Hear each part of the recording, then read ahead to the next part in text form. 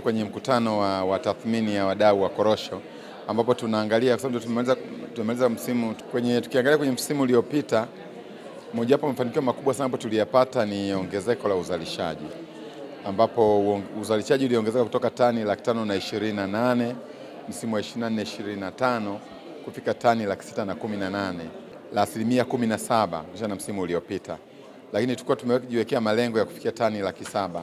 Kwa hiyo ni 88% ya lengo. Yaani kwa kiasi kikubwa uzalishaji tuliopata katika msimu wa 25-26 kimsingi ndio uzalishaji wa juu kutokea katika historia. Kwa hiyo kumekuwa na mafanikio makubwa katika kuongeza uzalishaji. Pamoja na kufikia lengo, lakini uzalishaji umefikia hatua ambayo ni nzuri sana katika uzalishaji. Lakini pia mafanikio mengine ambayo tumeyapata ni kuweza kuuza korosho zetu kwa bei ya juu kulinganisha na nchi zingine. Kama mlivyoona, sisi tuuza korosho zetu kwa bei ya shilingi 2,507. Lakini ukiangalia nchi za Afrika Magharibi, nchi nyingi zimeuza korosho, zinaendelea kuuza korosho sasa hivi, wameuza korosho kwa chini ya shilingi 2,000 kwa kilo. Burkina Faso peke yake ndio wameuza kwa kilo shilingi 2,100. Kwa maana katika bara la Afrika katika msimu uliopita Tanzania tumeweza kuuza kwa bei ya juu, japo kwa ujumla wake bei katika soko la dunia zilikuwa zimeshuka kutokana na kupungua kwa uhitaji wa korosho katika soko la dunia, lakini bado korosho imeendelea kuwa na korosho na bei nzuri kisha na wale wa mataifa mengine ambao wanazalisha korosho. Kwa kusimamia ubora vizuri imetusaidia kupata bei ambayo ni shindani na bei ya juu kuliko bei ya wastani, na kusaidia kuwa na bei nzuri kisha na maeneo mengine ambayo pia yanazalisha korosho kama sisi Tanzania. Shukuru Mheshimiwa Rais wa serikali ya awamu ya 6 kutusaidia kuwa na ruzuku ya 100%. Wakulima wanapewa ruzuku ya 100%. Pia hii imekuwa ni chachu kubwa katika kuongeza uzalishaji kwa sababu wakulima wameweza kudhibiti visumbufu katika mashamba yao bila shida yote, kwa maana wadudu na magonjwa. Tumekuwa tukitumia vyama vya msingi. Tunagawa pembejeo kulingana na idadi ya mikorosho ya mkulima alionayo, kwa sababu tuna kanzidata, kwa maana tuna taarifa za idadi ya wakulima, idadi ya mikorosho na idadi ya ekari za wakulima. Kwa tunapogawa pembejeo tunatumia mfumo, na ule mfumo tunamgawia mkulima kulingana na idadi ya mikorosho alionayo. Lakini katika baadhi ya maeneo utashangaa wakulima wanalalamika kwamba hawakupata pembejeo za kutosha.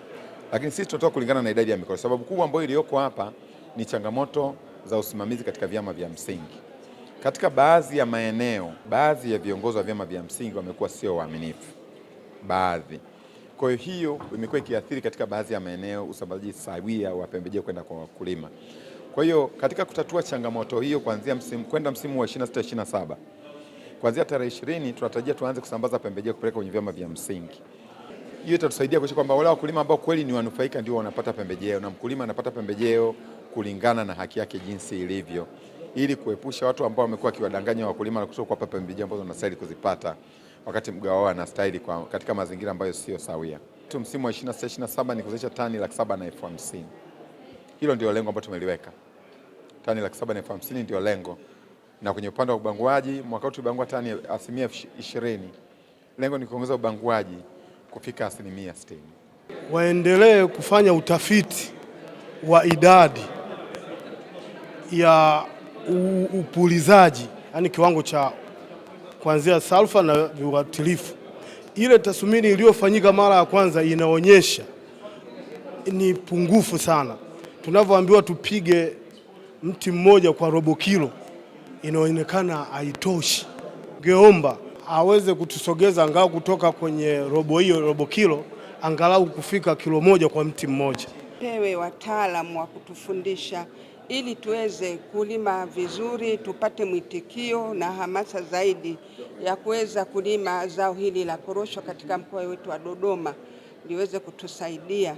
Kwa hiyo tunahitaji wataalamu watoke watutembelee, watukusanye wakulima wadogo wadogo ambao tumeshaanza kulima mkoa wa Dodoma, watupe elimu na tupate hamasa zaidi, tupate pembejeo, tupate dawa, tupate mashine za kupulizia, tupate soko, ili tuweze kuhamasika zaidi kupanda mikorosho katika mkoa wetu wa Dodoma na uweze kutupa faida kubwa.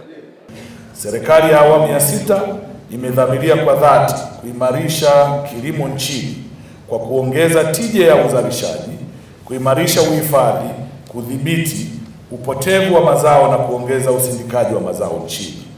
Dhamira hii ya serikali katika zao la korosho imelenga kuongeza uzalishaji wa korosho ghafi kufikia tani milioni 1 hapa nchini kwa 100% ifikapo mwaka 2029-2030.